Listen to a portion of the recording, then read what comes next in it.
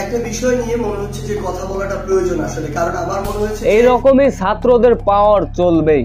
ভারসাম্য তোফাজ্জল হত্যা নিয়ে হঠাৎ লাইভে এসে একই বললেন সমন্বয়কের সারজিৎ আলম। ভারসাম্য তোফাজ্জলের সঙ্গে যেটা ঘটলো সেটা দেখে কবিগুরু রবীন্দ্রনাথ ঠাকুরের একটা লাইন বড্ডই মনে পড়ে যায়, অন্ধের দেশে আবার কিসের বিশ্ববিদ্যালয়।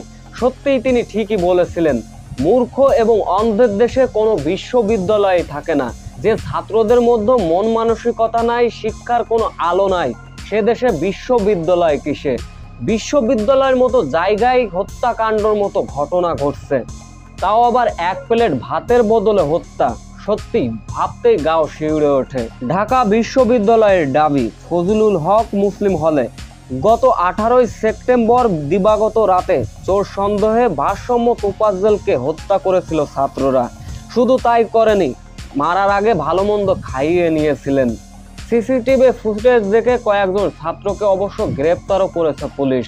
এ বিষয়ে লাইভ এসে কথা বলেছেন সারজিৎ আলম। তিনি জাতির কাছে প্রশ্ন ছুড়ে দিলেন, সত্যিই কি ছাত্রদের পাওয়ার এইভাবেই চলবে?